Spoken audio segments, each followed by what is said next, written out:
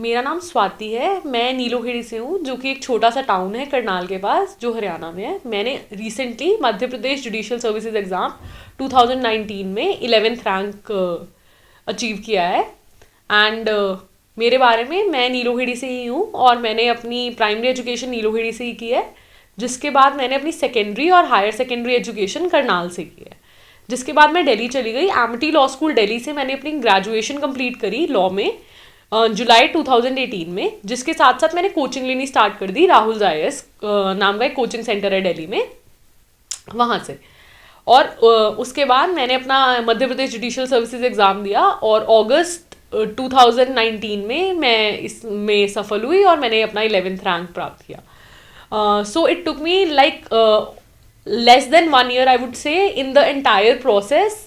सो यहाँ पर मैं आपको बताऊंगी कि कैसे आप अपना प्रीलिमिनरी एग्जाम की तैयारी कर सकते हैं और आप इसको फर्स्ट टाइम में ही क्रैक कर सकते हैं। So here through DKT I will decode the preliminary exam of Madhya Pradesh judicial service for you. So Madhya Pradesh judicial services का पैटर्न है कि एक प्रीलिमिनरी एग्जाम 150 मार्क्स का होता है, जिसमें से 110 मार्क्स का लॉ पूछा जाता है, और जिसके अलावा बाकी पार्ट्स अब मैं फर्दर डिटेल में डील करती हूँ। तो लॉ पार्ट्स में हम यूजुअली करते क्या है, मेजर पार्ट्स पे ज़्यादा फोकस कर लेते हैं और माइनर जो एरियाज हैं वो निगलेक्ट हो जाते हैं।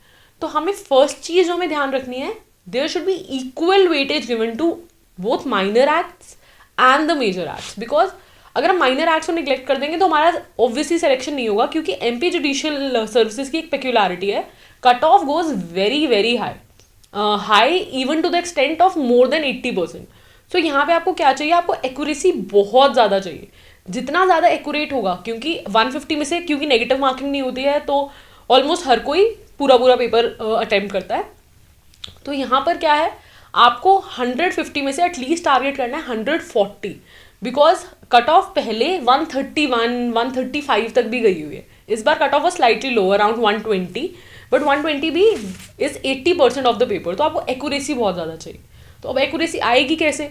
एक्यूरेसी के लिए आपको बहुत सारे एमसीक्यूज प्रैक्टिस करने होंगे। एमसीक्यू प्रैक्टिस करने के लिए जो लोग कोचिंग नहीं ले रहे हैं वो मार्केट से कोई भी बुक ले सकते हैं। मार्केट में बहुत सारी बुक्स अवेलेबल हैं।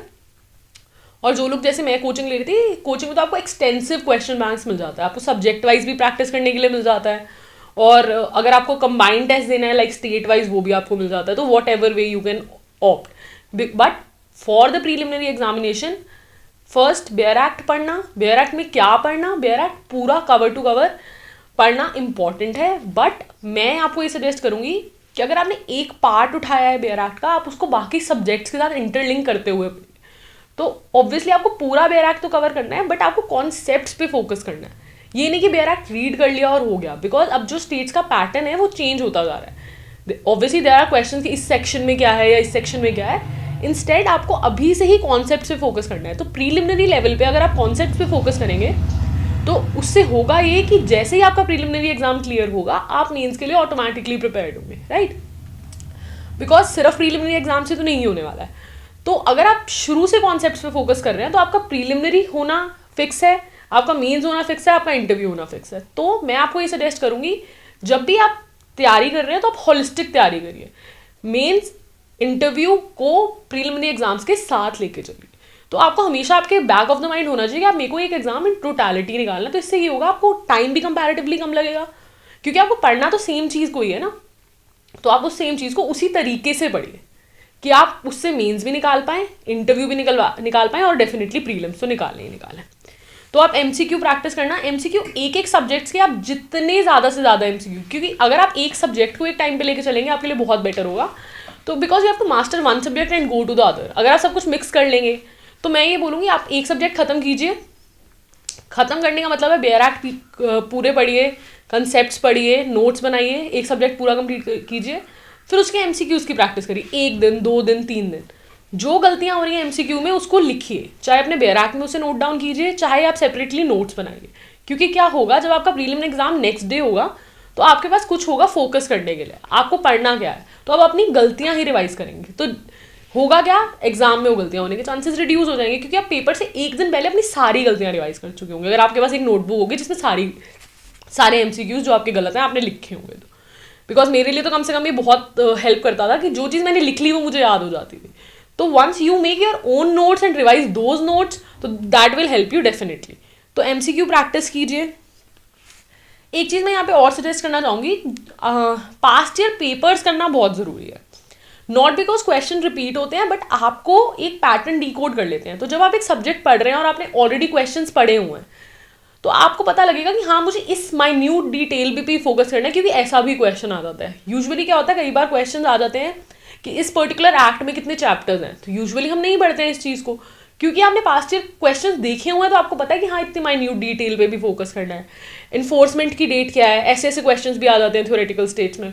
तो जब आपने पास्ट ईयर क्वेश्चंस को एनालाइज किया हुआ है पूरे तरीके से, तो आप इसमें भी आप जब पढ़ाई करेंगे तो आपको पता होगा आपको किस किस एरिया में फोकस करना है, राइट।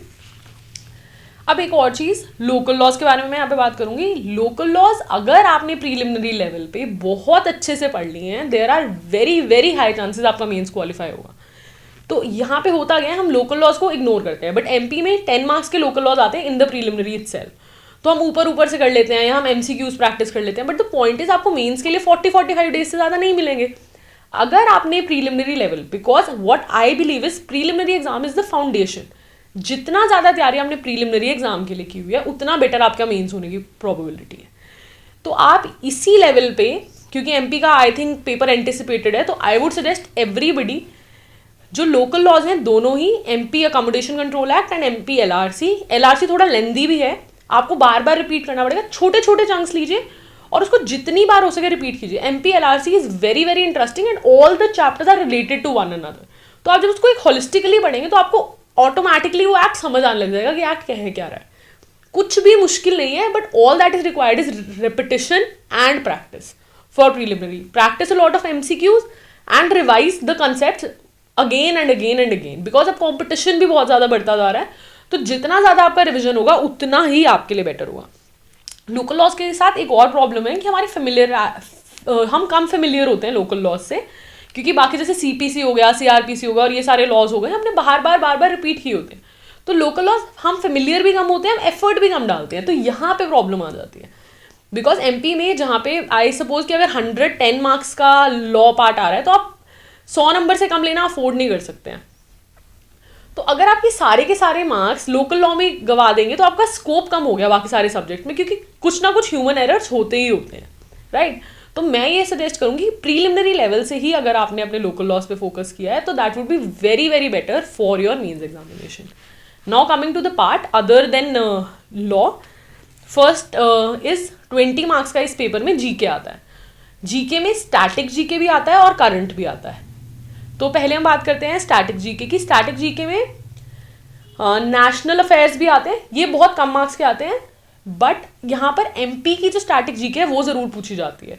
तो इसके लिए आप कोई भी स्टैंडर्ड बुक जो मार्केट में अवेलेबल है, आप कुछ भी रेफर कर सकते हैं MP के लिए। Other than that internet has elaborated very much, तो आप इंटरनेट सोर्सेज का भी यूज़ कर सकते हैं MP की लोकल GK के लिए। मैंने MP टूरिज्म की जो साइट थी उससे भी आपको पता लग जाता है कि यहाँ पे कौन से फोक डांस हैं, कौन सी ट्राइब्स हैं, इस टाइप के क्वेश्चंस भी पूछे जाते हैं। मैंने वो भी रेफर किया था, अगर आप उसको भी रेफर कर सकते हैं।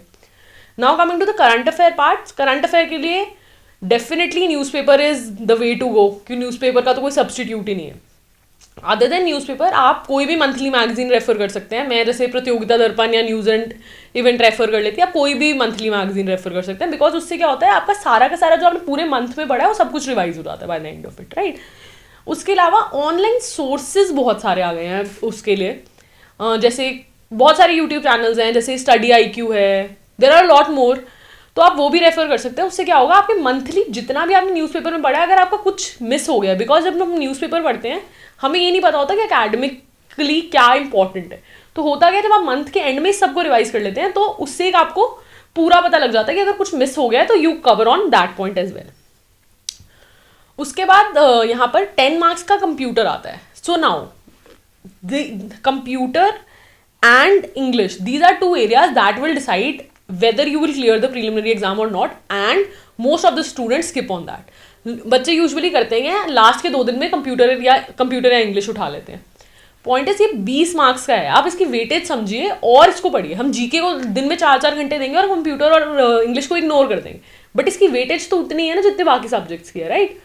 तो कंप्यूटर के लिए सबसे पहले पास्ट ईयर पेपर्स उठाइए ताकि आपको पता लगे किस लेवल का पूछा जा रहा है, बिकॉज कंप्यूटर मध्य प्रदेश में बहुत ही बेसिक लेवल का पूछा जाता है।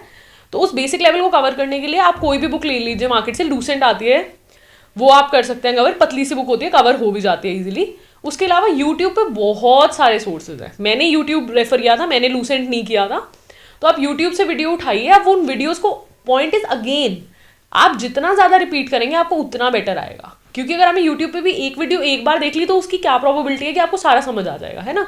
तो आप उन वीडियोस को भी बार बार रिपीट कीजिए, अगर आपको कोई पॉइंट्स इंपॉर्टेंट लग रहे हैं उसको नोट डाउन कीजिए और पेपर से एक दिन पहले उसको फिर से रिवाइज कीजिए। कंप्यूटर का भी सेम अप्रोच है। Now coming to the English part, when you have decided to take the challenge of clearing these exams, English and GK are two things जो आपको उसी दिन ही स्टार्ट करना पड़ेगा, बिकॉज इंग्लिश एंड GK बहुत important है और एक दिन में बिल्टअप नहीं होगा। तो इंग्लिश के लिए मैं आपको ये सजेस्ट करूंगी कि आप कोई भी न्यूज़पेपर सपोज आपने लिया है तो आप न्यूज़पेपर से रोज़ 5 वर्ड्स लीजिए, उसको लिखिए और उन वर्ड्स को अपने सेंटेंसेस में यूज़ करने की कोशिश कीजिए। तो उससे होगा क्या, आपकी उन वर्ड्स से भी फेमिलियरिटी हो जाएगी और आप उसको सीखते भी जाएंगे। तो अगर आप इस पूरी अप्रोच को ऑल टुगेदर लेके चलेंगे तो इससे आपका प्रीलिमिनरी एग्जाम क्लियर होने की आई थिंक प्रोबेबिलिटी इंक्रीज हो जाएगी। Thank you.